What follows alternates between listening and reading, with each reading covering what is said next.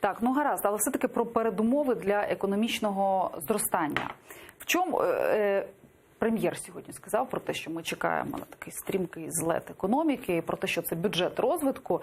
Можливо, я помиляюся, але і більшість експертів також схиляються до того, що цей бюджет мало чим відрізняється від бюджету уряду Гройсмана, наприклад. Більше того, там деякі цифри там подібні.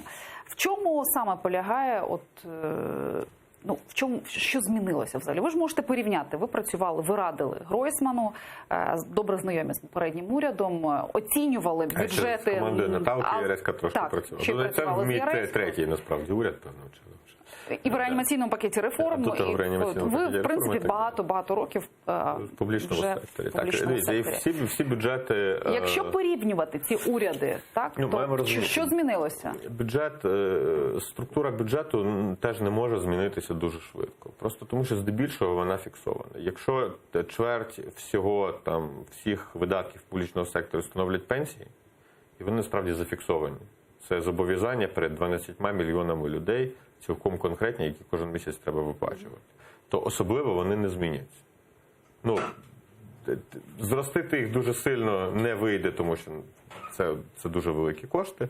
Зменшити їх, що з голоду хтось помре, чи просто пенсії почати різати, теж підозріло. Так? Тобто вони залишаться фіксовані. Так само фінансування шкіл, дитсадків, лікарень, армії. Да? Основні ці суми, вони можуть зменшуватися, більше танків купили менше, я не знаю, більше підвищили пенсії трохи сильніше або трохи повільніше, побудували більше опорних шкіл менше. Так? Але це не змінить кардинально саму суму видатків на освіту. Вона буде приблизно така сама. Так? Тому структурно бюджет і не може змінитися відразу. В цей бюджет закладено певний принцип, певну ідею.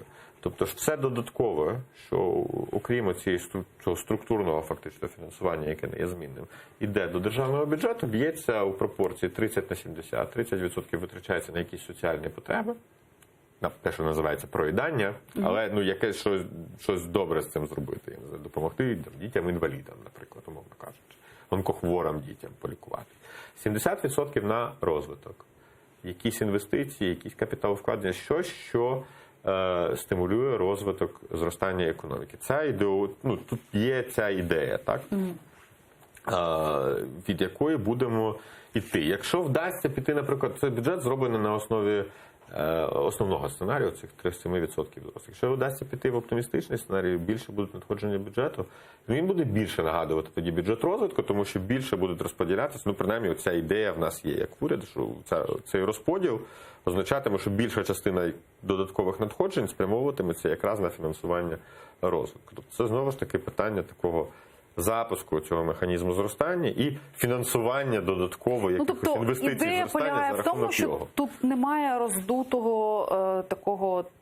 роздутих видатків на соцсферу. Тобто не підвищили зарплати вчителям, який намагається зрушити в соцсферу. Це бюджет, який тяжіє до розвитку.